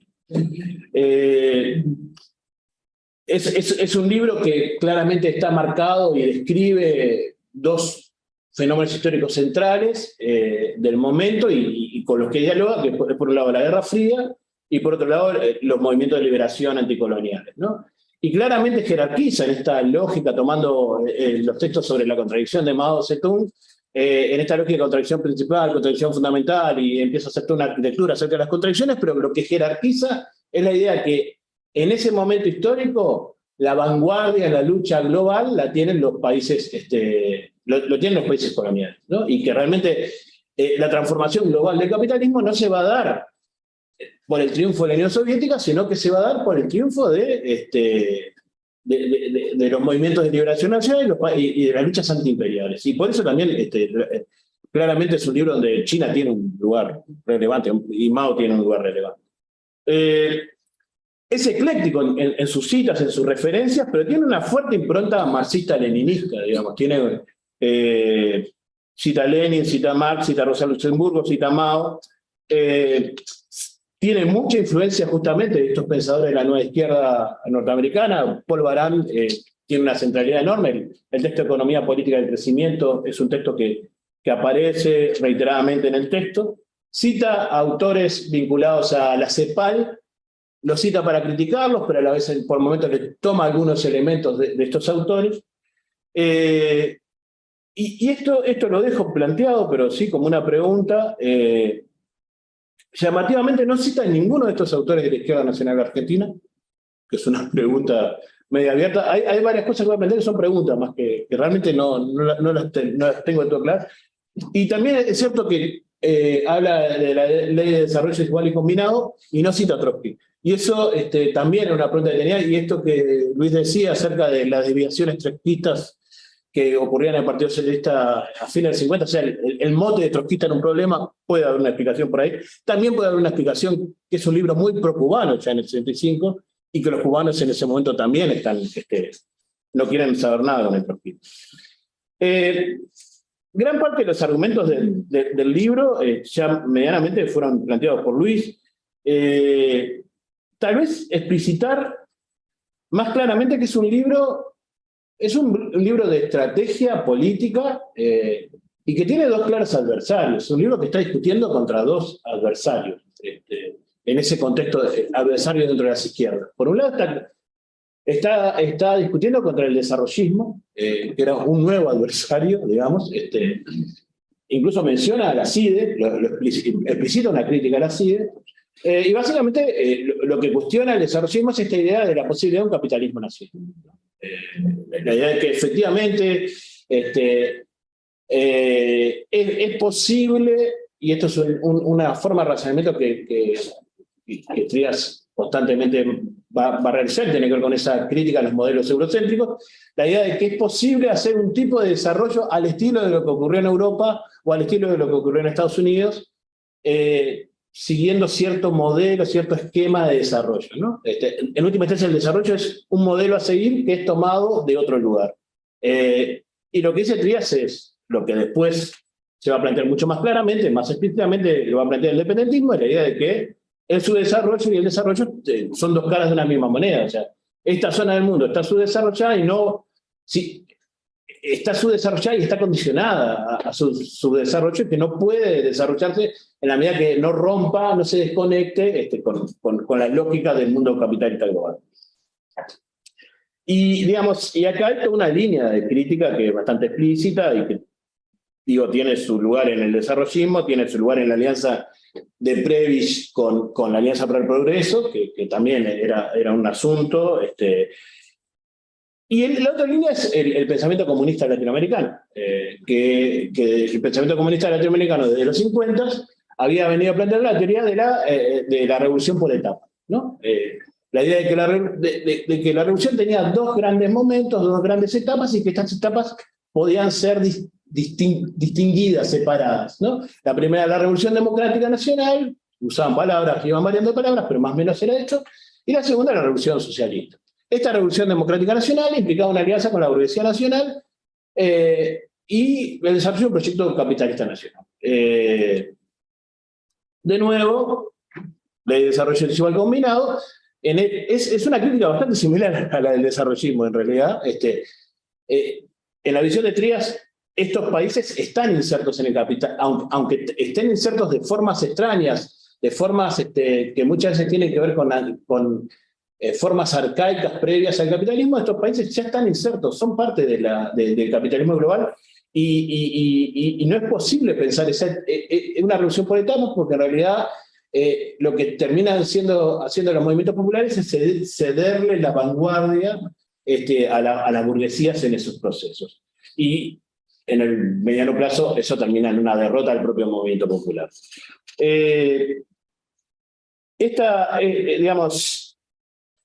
Estas críticas, él defiende una idea de la revolución por fases, donde él dice la revolución es una sola. En todo caso, lo que van cambiando son las fases de esa revolución. Hay un primer momento que es nacional, democrático, y un segundo momento que es socialista, pero la vanguardia de esa revolución debe ser siempre la misma. Esta es una discusión que ya se venía dando mucho en los 50 en América Latina, fundamentalmente entre socialistas de algunas partes de América Latina y comunistas. Yo lo tengo registrado bastante entre el socialismo chileno, digamos, tiene un papel importante en este debate, y los comunistas en varias partes. Pero adquiere otra dimensión luego de la Revolución Cubana, porque la Revolución Cubana es leída por Trías como la demostración de que es posible una revolución que no sea por etapas, porque la Revolución Cubana justamente lo que logra es, en principio por lo menos, hace una revolución que es democrática y que hace la transición al socialismo, no hay una etapa y otra, ¿no? Bien, esto es como un mero sumario de las principales ideas del libro. Lo que voy a hacer ahora simplemente es tratar de poner este libro en contexto, ¿no? Lo primero es, este libro, digamos, es un libro que es original, es un libro que fue muy influyente en Uruguay, y es un libro que en alguna medida reinstala un debate que existía en Uruguay y que existió en América Latina, pero que era un debate muy viejo. En realidad la discusión sobre el carácter de la revolución en Latinoamérica es un debate que data de la década del 20. Las primeras expresiones de ese debate datan de la década del 20. Digamos, en general se ponen como puntos de partida en los debates entre Mariátegui y Ayala La Torre y Mella, que dan cuenta de esta cuestión de, digamos, en el mundo de los 20 y 30, varios intelectuales políticos latinoamericanos que ven efectivamente que se sienten parte de la ola global del movimiento revolucionario internacional, pero que a la vez van tomando distancia del comunismo en tanto movimiento internacionalista comunista, ¿no? Y esto se expresa en las polémicas entre Ayala La Torre y Mariátegui. Mariátegui termina acercándose al comunismo, a la internacional comunista, aunque ya a punto de morir termina arrepintiéndose, porque lo que está en cuestión es esta discusión de que hay una serie de sectores de la izquierda latinoamericana que son profundamente internacionalistas, son profundamente universalistas, pero ven ciertas formas de internacionalismo, como las izquierdas del siglo XX lo entendieron, como formas de, en realidad, formas veladas de deseos geopolíticos, ¿no? Claramente, el caso del internacionalismo comunista es un ejemplo claro de esto. Digamos, el internacionalismo comunista derivó en un internacionalismo guiado por un país, y de alguna forma el internacionalismo socialista también respondía a intereses de algunos países europeos en sus agendas, ¿no? Entonces, hay un conjunto de sectores de la izquierda latinoamericana que ya en la década del 20 y en el 30 dan estos debates, discuten estos asuntos. Como decía Luis, en Uruguay también se dan estos debates. En el Partido Socialista es más difícil rastrearlos. Hay un problema con la memoria, me parece, del Partido Socialista, pero claramente hay una figura que es central en esto, que participa de esas redes latinoamericanas, que es Carlos Quijano. Carlos Quijano es el primer, digamos, si hay el término izquierda nacional, digamos, el primer uso del término izquierda nacional es Quijano en los 20 y 30, y Quijano es parte de esas redes, participa en congresos antiimperialistas en París, y claramente el debate es ese: ¿cómo vamos a hacer el socialismo latinoamericano? Que es parte del socialismo internacional, que no es que seamos nacionalistas, somos parte del mundo, pero tenemos características particulares. ¿Qué pasa en el Partido Socialista con esto? Esto realmente acá son más preguntas que ¿qué pasó en los 40, 50, antes de Trías? ¿Qué pasó antes de Trías con esto? Es algo que no termino de tener claro. Hay veces que la imagen de Frugoni termina siendo tan omnipresente que cancela la idea de que en ese partido existieron debates, digamos. En todos los partidos... Como Servando Cuadro. Bueno, ahora voy a hablar un poco de eso. En todos los partidos existieron socialistas existieron esta tensión entre una línea más socialdemócrata y una línea más latinoamericanista. Incluso el Partido Socialista Argentino, en los 40, en los 30 y 40. Es de suponer que acá también. El único dato que tengo de esto es el libro de una figura que es muy interesante y que se anticipa a Trías, y creo que también sería interesante pensarla en esa trayectoria hasta Trías, que es la figura de Servando Cuadro, ¿no? Servando Cuadro es un férreo enemigo de Frugoni. De hecho, tiene este libro que no sé si alguno lo ha visto, que es un libro interesante, complejo, que se llama Psicoanálisis profano de la biografía del doctor Emilio Frugoni. Es un libro muy intenso, pero marca también el lugar de este tipo de posicionamientos en relación a Frugoni. Pero lo cierto es que Servando Cuadro tiene un papel central en marcha a partir del 47, 48, de alguna forma es como una suerte de padre intelectual del tercerismo. Es el primer tipo que empieza a escribir columnas fuertemente críticas de Estados Unidos a partir, digamos, en el contexto de la posguerra fría. Y cuando Frugoni claramente estaba en una posición mucho más cercana a Estados Unidos. Y es el primero que empieza a hacer una crítica fuerte a Estados Unidos, en esos momentos de la posguerra donde todavía no estaba muy claro. Nosotros hoy en el antiimperialismo lo vemos como algo que existió toda la vida, existió en la prehistoria. No, bueno, hubo momentos que Estados Unidos tuvo diferentes lugares en la historia. Y de alguna forma la crítica a Estados Unidos, Servando Cuadro, tiene un lugar relevante. Y Trías se instala en esta tradición, ¿no? También una tradición que, digamos, otro lugar que me parece que es interesante rastrear en estas redes, ya en los 50, es Chile. Nosotros siempre tendemos a acercarnos al Río de la Plata, a Buenos Aires, Argentina, Pero Chile es un lugar bastante importante para pensar el socialismo latinoamericano. Primero, porque el Partido Socialista Chileno es un partido muy fuerte. Segundo, porque el Partido Socialista Chileno es uno de los partidos que, por lo menos durante la primera mitad del siglo, sí, hasta los 80, tuvo una impronta latinoamericanista mucho mayor que los otros. De hecho, nunca se afilió oficialmente a la Internacional Socialista. Tenía un contacto, una cercanía con el APRA, con las expresiones, con Perú, digamos, tenía... Y hay una figura que a mí me llamó la atención, un intelectual del socialismo chino que se llama Oscar Weiss, que en 1954 publicó un libro que se llama Nacionalismo y Socialismo en América Latina. Y bueno, en el 54, ¿no? Para que vean cómo... él vuelve a publicar otra versión en el año 61, y es muy interesante el prólogo de esa versión, porque dice,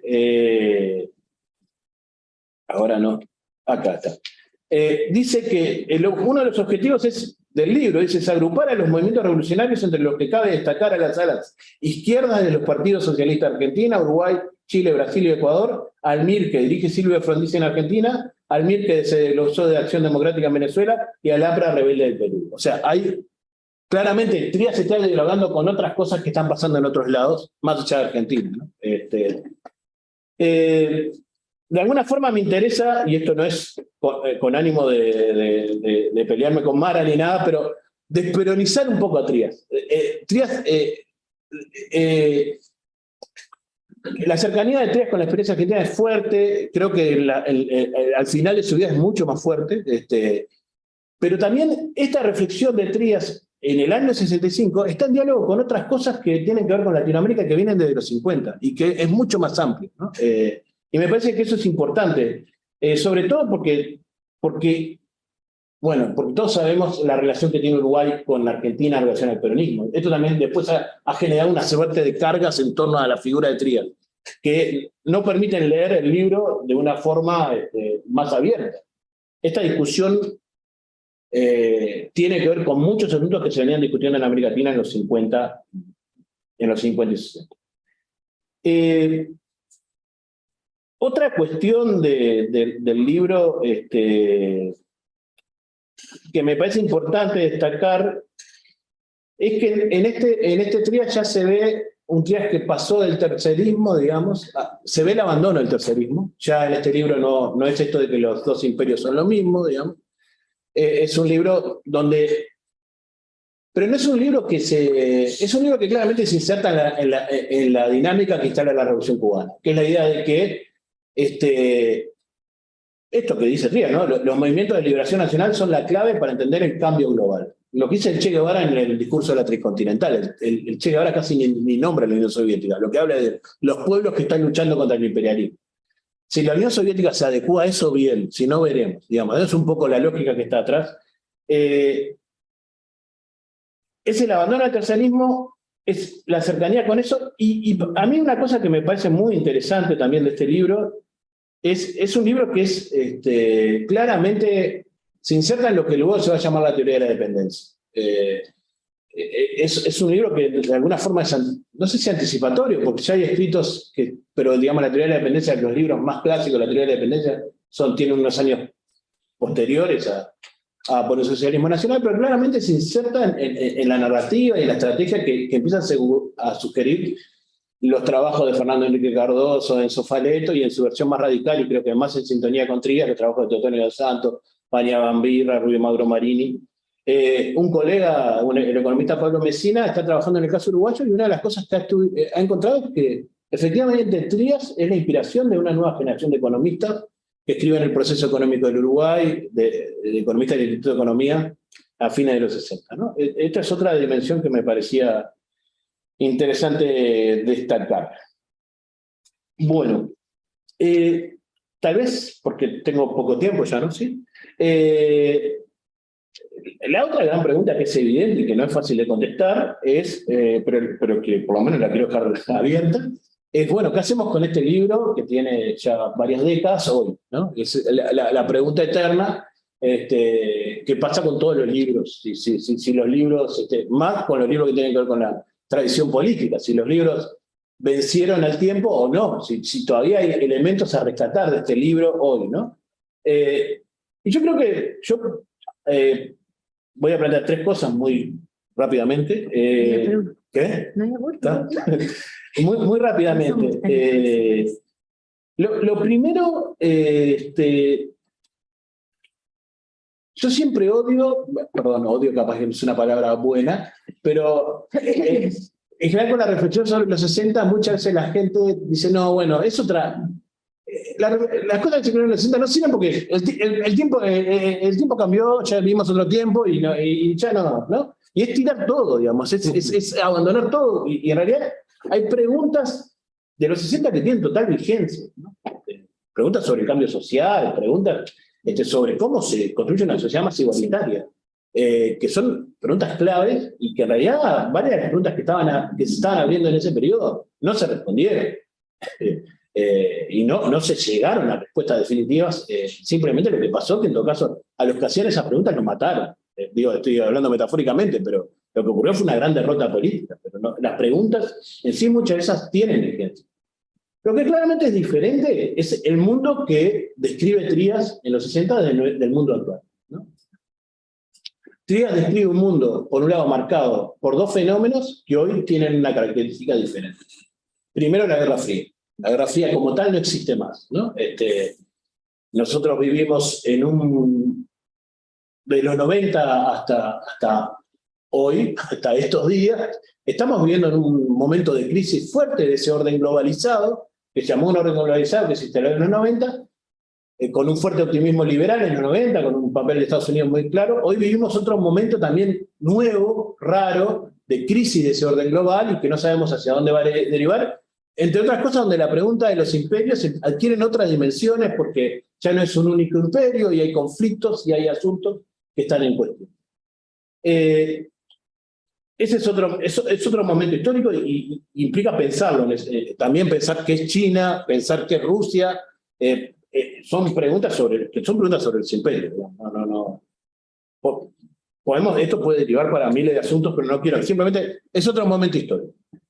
Lo segundo, el lugar del tercer mundo. Efectivamente, la idea de que existía un tercer mundo que luchaba contra los imperios hoy se transformó. Tenemos 2 economías que eran las economías que seguramente a mitad del siglo XXI van a ser las economías con más peso en el mundo y que va a ser el área central del mundo, es China e India, ¿no? Claramente China es una economía que está cambiando el capitalismo, cambiando la dirección del capitalismo.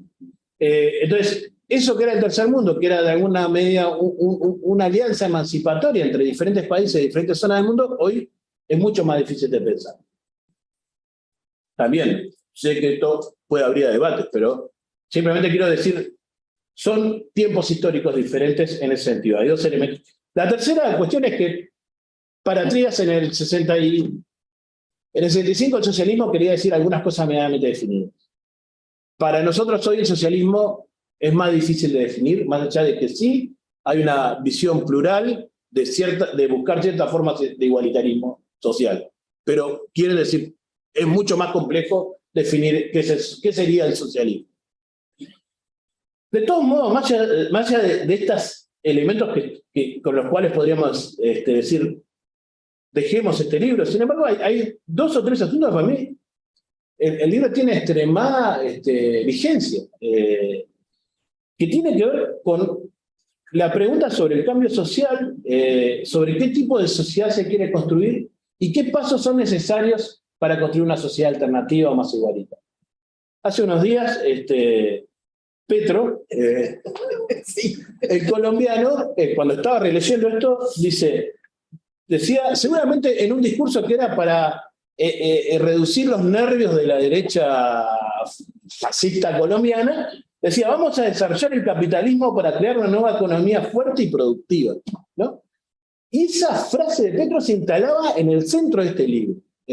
Y de alguna forma es una frase que remite también a la experiencia progresista, ¿no? La idea de que el progresismo de alguna forma implicó formas de administrar el capitalismo en vertientes más moderadas, pero varias de las cuestiones que plantea Trías acerca del etapismo o del desarrollismo son problemas que enfrentó el progresismo y va a seguir enfrentando el progresismo. En el sentido de que esa forma de administración del capitalismo también generan sus propios enemigos, sus propias dinámicas que terminan frustrando esas experiencias políticas, ¿no? Y esto no quiero abrir todo otro flanco de polémica sobre la experiencia progresista en América Latina, pero digamos, en el caso de Brasil, Brasil tuvo una experiencia de reforma social enorme, pero a la vez gran parte de esos poderes económicos que se enriquecieron en ese periodo fueron los mismos que luego ayudaron a derrotar a Lula, a derrotar al PT. Y eso era Trías, digamos, es lo que Trías está diciendo sobre los 50 y 60, ¿no? Entonces, me parece que esto de cómo pensar el cambio social y cómo efectivamente pensar caminos alternativos a los que ya están instalados, ¿no? Ya seguir pensando en el desarrollo por etapas, seguir pensando en el desarrollo como en otro lado, sin preguntarse la cuestión de la igualdad social, me parece que es algo que muestra que tiene ciertas límites. Lo segundo, en relación a esto, hay un asunto nuevo en la discusión pública, global, que es el tema del ambientalismo, y que también tiene que ver con esto. O sea, si nosotros queremos desarrollarnos de acuerdo a los criterios, siguiendo las mismas etapas que siguió el capitalismo en otras zonas del mundo, claramente no hay condiciones ambientales en el mundo para que esto ocurra, ¿no? Esto es un problema que los chinos lo están discutiendo hoy. Lo vienen discutiendo hace décadas, digamos, la idea de que, y hasta están reflexionando en eso, no son tan capitalistas, en eso están diciendo, bueno, nosotros no podemos tener el nivel de consumo energético que tiene Estados Unidos, porque el mundo no resiste. Entonces, estas cuestiones acerca del problema del desarrollo, me parece que son preguntas relevantes y que el texto, más allá de su distancia histórica, abre muchísimas preguntas que siguen teniendo vigencia. La última es bien básica y es sobre una palabra que yo creo que sí, que en Uruguay se dejó de usar y se dejó de pensar, que es la palabra imperio. Durante muchos años el imperio no fue una categoría que se pensó, digamos, ¿no? Y de alguna forma la ola globalizadora y cierta... Uruguay no le fue tan mal en algunas cosas, incluso con organismos internacionales, la institucionalidad internacional Uruguay pudo manejarse relativamente bien en algunos temas, pero claramente, digamos, seguimos viviendo en órdenes globales donde los imperios tienen un peso central y donde nosotros seguimos siendo subordinados. Podemos ser colonias, semicolonias, después veremos qué palabra usamos en diferentes contextos históricos, pero esa relación entre centro-periferia sigue siendo una relación muy fuerte sobre la cual hay que pensar críticamente. Nada más. ¿Alguien tiene alguna pregunta, algún comentario? ¿Sí? Ya que nadie se anima. Yo quería aprovechar la presencia de Daniel para hacer una pregunta que va más al trías político que al trías intelectual, ¿no? Y va a un fenómeno de que se van a cumplir 60 años, que es la formación de la Unión Popular, la referencia sobre yo tengo muchos años, pero no tanto para tener un recuerdo, pero sí tengo un recuerdo de la familia de un lugar profundamente futbolista que cuando llega ese momento queda de lado que se opone a Trías, ¿no? Y siempre pensé que yo, de haber estado en esa época, teniendo que opinar, hubiera estado a favor de la formación de la Unión Popular por una acumulación, aplicarlo a la izquierda nacional. Y a pesar de eso, los hechos demostraron que fue un fracaso realmente estrepitoso, y tal vez no fuera la idea estoy como traverso, perdón que le haga la pregunta.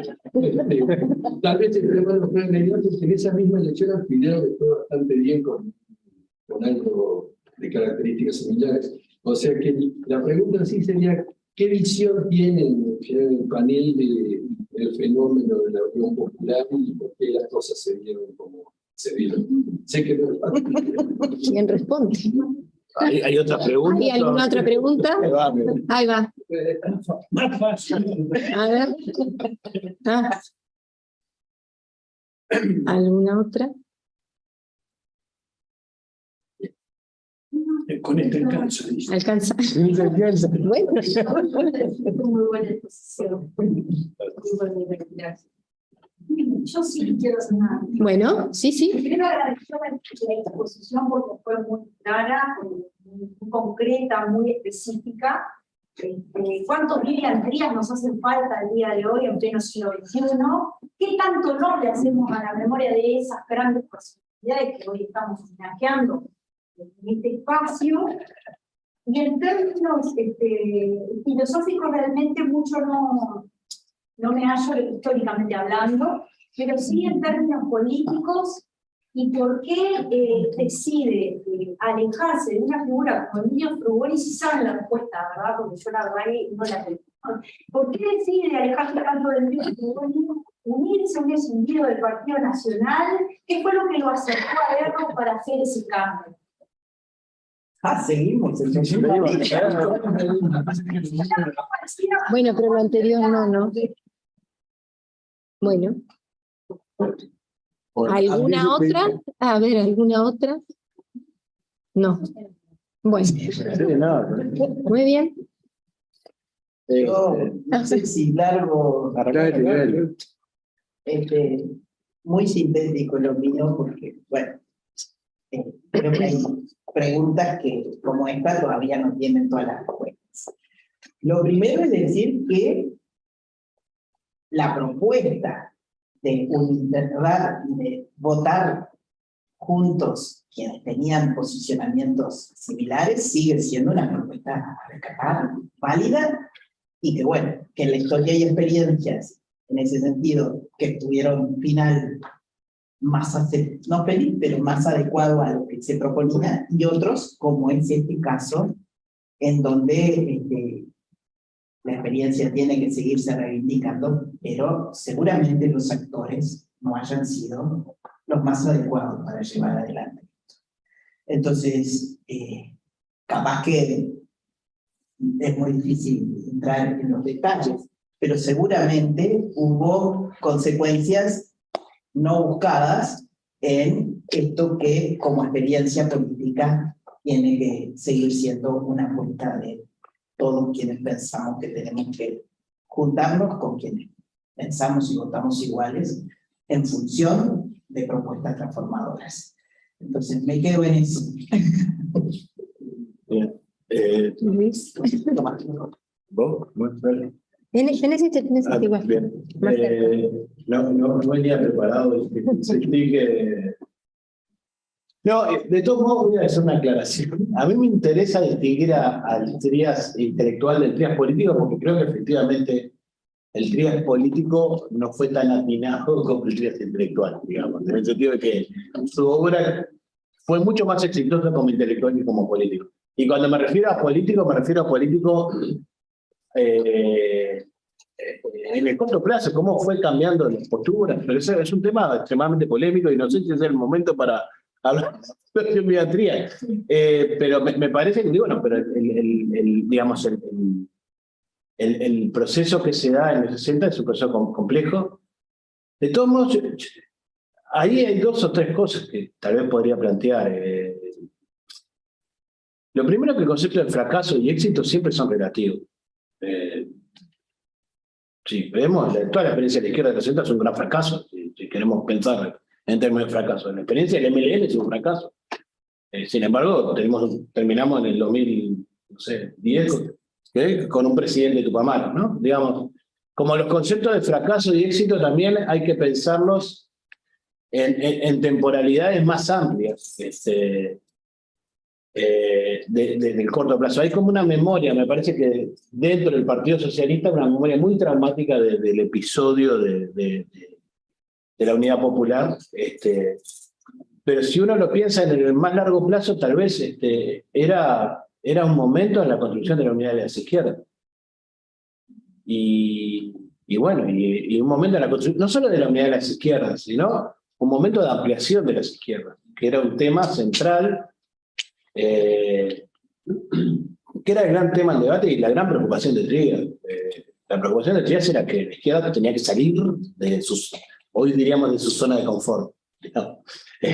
Esa preocupación de lo blanco, del interior, de tratar de convocar a sectores que no se identificaban con la izquierda, está alrededor del proyecto, de este proyecto, que sí, que en el corto plazo no es redituable, pero de última, en el largo plazo, es parte de lo que después va a ser el Frente Amplio. Y es parte de lo que es el Frente Amplio, en tanto una fuerza que logra, que es algo que muchas veces se olvida, digamos, de que el Frente Amplio, además de lograr la unidad de las izquierdas, que es un gran tema, y eso es otro tema que en realidad lo podríamos hablar, esto que decía Mónica, del profundo conflicto que había entre el Partido Socialista y el Partido Comunista en los 50 y 60, o sea, el gran problema era la unidad de ellos, no era la unidad con otros, era la unidad de ellos. Y esto, Frugoni y Trías más o menos pensaban muy diferente, pero en eso tenían una sintonía relativamente común. Pero de última fue un momento de intentar ampliar el espacio de la izquierda. Y en el Frente Amplio, digamos, el Frente Amplio no solo fue unidad de las izquierdas, sino convocó a otros sectores del Partido Nacional, sectores del Partido Colorado, que realmente terminaron siendo un elemento central en la creación del Frente Amplio. Entonces, me parece que ese momento sí tiene, en términos electorales fue negativo. Después hubo problemas con una diputada, o sea, hay una serie de intríngulis muy concretos que fueron complejos, pero de todos modos, implicó, es un momento más de ampliación de la construcción de las izquierdas, y eso me parece que es interesante.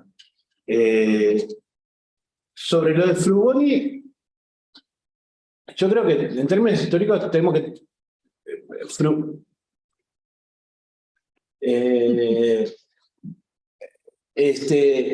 claro, lo que pasa es que esto es un ámbito más político y yo tengo visión de historiador, como que soy un poco iconoclasta, digamos, pero digamos, claro, los líderes tienen su historia, su momento, digamos, ya realmente Frugoni estaba en una situación muy crítica, no es solo, muchas veces se habla de como el proceso de la caída de Frugoni como una acción voluntaria de Trías, que prácticamente Frugoni estaba muy desprestigiado, y entre otras cosas por los posicionamientos que venía teniendo.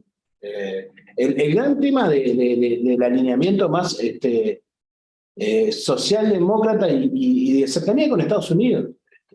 Ese es un tema que ya en los 50 empezó a ser un tema problemático dentro del Partido Socialista y que en los 60 era muy difícil sostener un liderazgo bajo esas condiciones. Entonces, esos son los asuntos que están en cuestión. Muchas veces como que se tiende a ver la pugna, digamos, Trías-Frugoni como una cosa de dos personas con poder y es un tipo que ya está viejo, que ya viene liderando el Partido Socialista de varias décadas. O sea, hay asuntos ahí que tienen que ver con la propia dinámica generacional y con la adaptación a los tiempos históricos.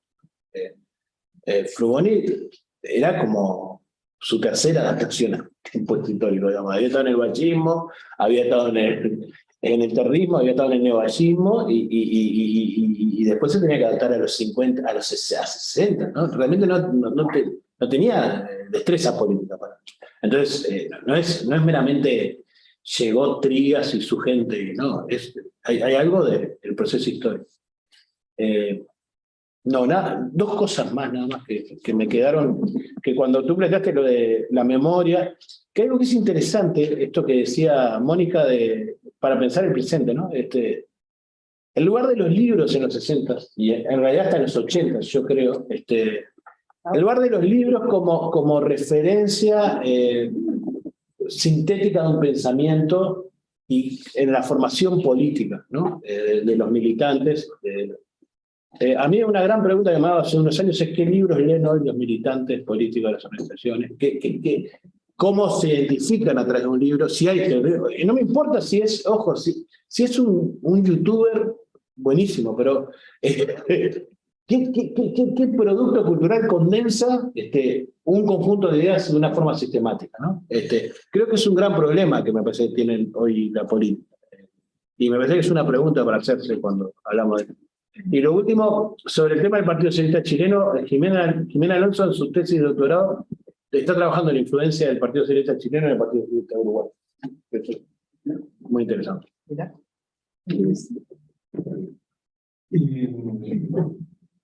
Qué preguntita, ¿no? Aquí tenemos algunos que lo podrían responder mejor que nosotros, como Garabel.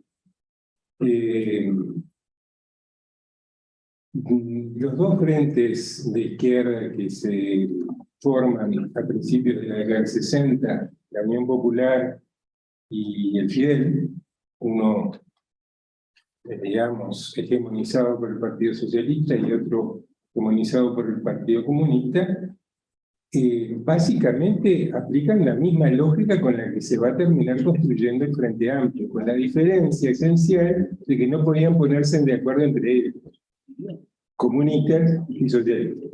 Este era el lío, ¿no? Este era el lío. Y por cierto, Frugoni era muy anticomunista. Mucho más que Trías, que también hacía la opción en esas circunstancias, era extensas y complejas explicaciones acerca de que no era el momento, qué sé yo, bueno, pero hace la opción por no buscar una alianza con el Partido Comunista. Entre otras cosas, eso le implicaba romper con Frugoni, porque Frugoni había recreado el Partido Socialista después de haber perdido, ¿verdad?, el Congreso en el que se convierte en Partido Comunista. Y esa identidad la mantuvo siempre. Aunque después de la muerte de Frugoni, los frugonistas se fueron al Fidel. Es uno de los misterios de la historia. Pero, digamos, la lógica con la que ambos partidos tradicionales de la izquierda intentan manejar su imposibilidad de confluir en esos primeros años de la década del 60 y crear frentes hacia afuera con fuerzas provenientes del Partido Nacional, del Partido Colorado o de la democracia cristiana que venía de la Unión Cívica, que no estaba tampoco identificada tradicionalmente con la izquierda, es la misma con la cual luego, sumándose al acercamiento y a la alianza entre el Partido Socialista y el Partido Comunista, va a dar origen al Frente Amplio. Es así. José Díaz ha contado con lujo de detalles cómo desde mediados de la década del 50 se da una batalla dentro del Partido Socialista para buscar el acercamiento con los comunistas, particularmente en el plano gremial. Acá tenemos a un sindicalista socialista de aquella época que puede dar testimonio del tema, Garaveda Araquelian, pero José Díaz ha insistido mucho en que en un par de congresos de mediados de la década del 50 establecen la necesidad de la unidad sindical, mediados de la década del 50, ¿verdad? Una década antes de que se llegue a crear la CNT.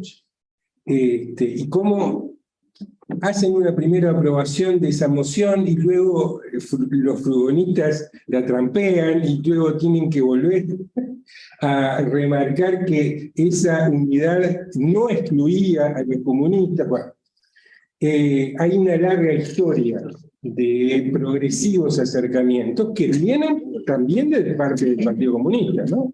También la transformación de Arismendi en el líder del Partido Comunista abre ese camino de acercamiento al Partido Socialista. Pero es menos conocida la historia que muchas veces ha contado en la Fundación José Díaz de los pasos sucesivos que desde el Partido Socialista se dieron para el acercamiento progresivo al Partido Común. Creo que en las elecciones del 62 la Unión Popular quedó muy apegada a un lenguaje que era todavía de la tercera posición, por así decir. Para simplificarlo mucho, es más complejo que eso, pero digamos, desde el nombre y la jerga, el lenguaje, la propaganda, todavía estaba más cerca de la tercera posición de los años 50 que de la Revolución Cubana. Y obviamente Fidel, desde su nombre, refleja la adhesión incondicional a la Revolución Cubana. Y esto creo que es uno de los elementos que marca la diferencia de éxito electoral. A eso se le suman, bueno, después los otros problemas, la diputada que se fue, eso ya tiene que ver con historias menores, y no con la historia política propiamente dicha. Y coincido plenamente con lo que dijo Aldo, en el sentido de que Frugoni no era precisamente un caudillo, ¿no? Aunque Cotelo lo ha llamado, no el de la rabia, ¿no? Sino Rubén Cotelo, el caudillo pedagógico, pero justamente en el sentido de el referente intelectual, el formador. No era un aritmético, no era un jefe con una capacidad de gestión política comparable. De cualquier modo, me parece muy importante señalar que Trías no busca en ningún momento romper con Frugoni.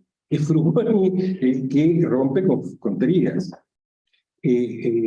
Trías y sus compañeros, y recuerdo muy especialmente los relatos que me hacía Carlos Machado, se esfuerzan hasta el último instante en mantener a Frugoni como aliado.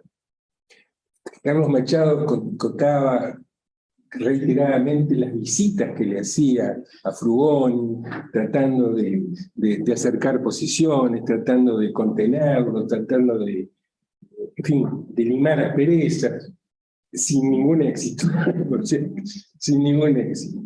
Pero es Frugoni quien, al principio, apoya a la Unión Popular. A ver, al principio no se declara en contra. Y mucho menos se declara en contra del hecho de que no fueran junto con el Partido Comunista, al contrario, estaba contentísimo con eso. Pero el día de las elecciones dice no voto, si mal no recuerdo, lo publica en su primera plana en el Diario de Plata, no voto en blanco para no votar a un blanco. Pero es una reacción muy al final, el día mismo de la elección.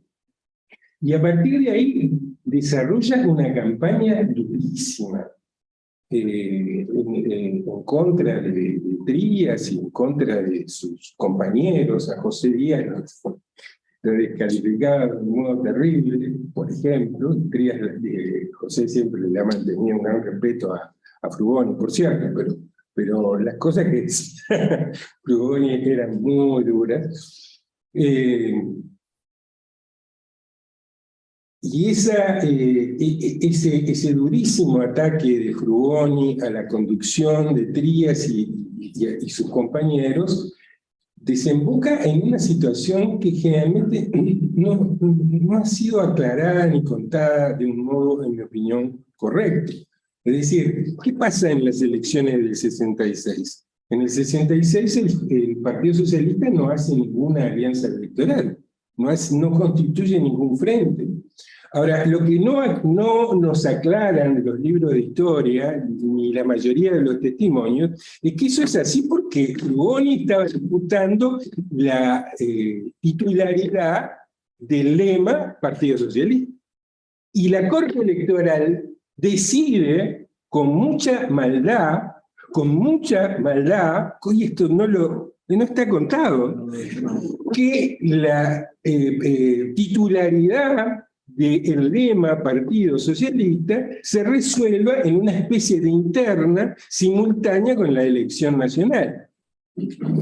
En la elección nacional del 66 se presenta Frugoni y su gente con el lema, con el sublema Movimiento Socialista, y se presenta Trías y su gente con el lema Izquierda Nacional. Y gana Trías 3-1, no me acuerdo ahora el porcentaje exacto. Pero este lío era el lío por la titularidad del lema Partido Socialista, es el que impide, de hecho, más allá de otras consideraciones teóricas que se hicieron, que el Partido Socialista hiciese ningún acuerdo electoral en el año 66.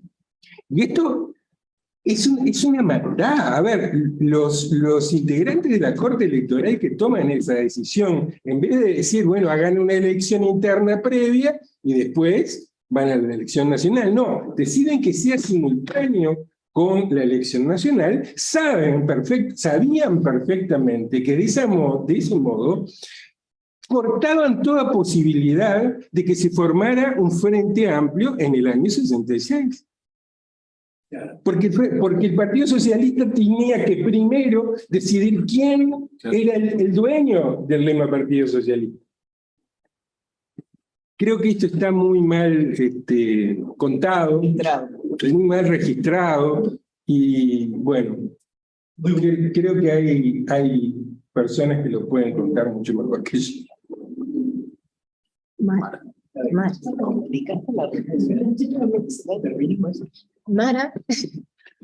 algo que quieras Aquí estoy. Sí, escuché relativamente las intervenciones, pero por los comentarios, bueno, obviamente ahí pude reconstruirlas. Me gustaría hacer una reflexión o un comentario vinculado a lo que expuso uno de los compañeros y bueno, también la compañera, en relación a, vuelvo un poquito al eje, ¿no?, del panel, con quién dialoga, con quién debate, particularmente Vivian en este libro. Obviamente que, bueno, habría que llevar adelante una investigación en profundidad para, por ejemplo, ver por qué hay citas que no aparecen. Sí, contarles la experiencia o el trabajo que sí conozco, cómo se gestó en relación a justamente al libro que es El Socialismo Nacional de Norberto, y también el de Madariaga, donde las citas son absolutamente similares a las que aparecen en el texto de Trías. O sea, aparecen los clásicos. Aparece Marx, aparece Lenin, en este caso de Galasso aparece Trotsky. Por lo tanto, creo que en el caso de estos textos seguro, es probable, y sospecho que con el objetivo que tenía Trías también, que la cuestión metodológica y didáctica primó a partir del objetivo que tenía este libro, a quiénes iba dirigido y lo que se quería transmitir, ¿no? Eso por un lado. Y por el otro lado, con respecto a esto de por qué socialismo nacional o no nacional, o en qué medida la adjetivación nacional suma digamos, a la cuestión, en los textos vinculados a la izquierda argentina, de esta corriente, se está debatiendo con el Partido Socialista y con el Partido Comunista Argentino. O sea, las críticas constantes son a Américo Scioldi, a Codovilla, y el gran debate viene por ahí. Entonces, esta cuestión de insistir con lo nacional en cuanto a nombre propio, digamos, está muy vinculado a esa diferenciación con una izquierda abstracta y una izquierda de una raíz profundamente antinacional. Ya en el año 19, Ugarte, cuando, bueno, siendo expulsado del Partido Socialista, decía, no existe en ningún lado del mundo un partido socialista profundamente antinacional como en la Argentina, con un socialismo de una matriz positivista, de una matriz que pensaba la realidad desde la dicotomía de civilización y barbarie. Cuando Ugarte llega de la campaña hispanoamericana, que hizo del 12 al 14, el Partido Socialista dice, llega empapado de barbarie, ¿no? Entonces, bueno, compartir desde este lado, digamos, cuáles son algunas de las referencias que aparecen en estos textos, que dialogan evidentemente con el texto de Trías, pero que no los citan explícitamente, cuando por investigaciones, lo leían, lo conocían, o sea, estaba ahí, estaba presente, pero me parece que tiene que ver con esta decisión metodológica de qué se quiere presentar y con qué objetivo. Simplemente eso, y bueno, obviamente agradecerles, un placer escucharles. Muchas gracias, Mara. ¿Algo más que quieran agregar? Muy bien.